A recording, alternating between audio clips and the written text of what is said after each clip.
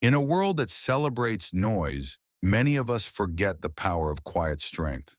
We scroll, we compare, we doubt ourselves, wondering if we're enough, if our voice matters, if we'll ever belong.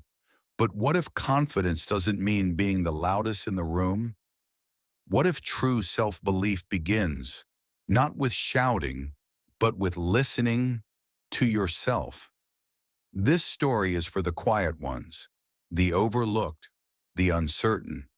It's a journey that will remind you, you don't need to change who you are to become who you're meant to be. Let me tell you the story of a boy named Aaron and how he found his voice not in the noise of the world, but in the silence within.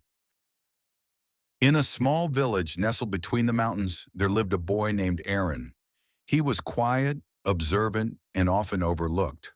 While other children played loudly and chased dreams out loud, Aaron watched the sky.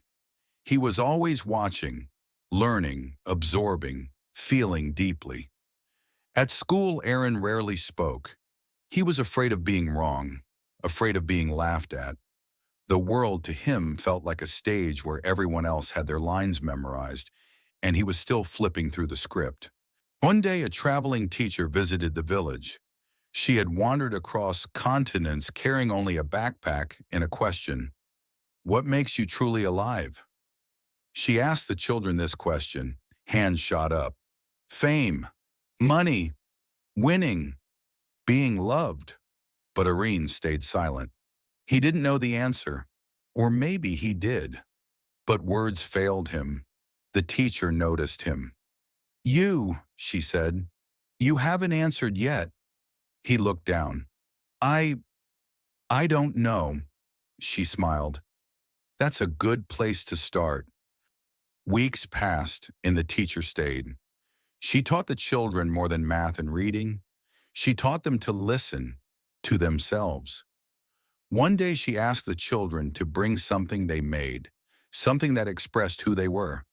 The classroom buzzed with drawings, poems, songs, even dances. Aaron brought a small wooden bird he carved with his father's old knife. It wasn't polished, it wasn't perfect, but it had wings and it looked like it wanted to fly. When it was his turn, he stepped forward. His hands trembled. His voice shook, but he spoke. "This is a bird. It's not real, but I think it dreams like I do. I don't speak much, not because I have nothing to say. I just needed to believe my voice mattered." The room went still. The teacher walked up to him and whispered, "You don't need to roar to be powerful. Sometimes the quietest voice carries the loudest truth." Years later, Aaron became a sculptor. Not famous, not rich, but fulfilled. His works were displayed in cities far away, each one carved with silence, patience, and soul. People would ask him, "Where did you learn to be so confident?" And he'd smile and say, "Confidence isn't loud. It's quiet certainty. It's not about being better than others. It's about being brave enough to be yourself."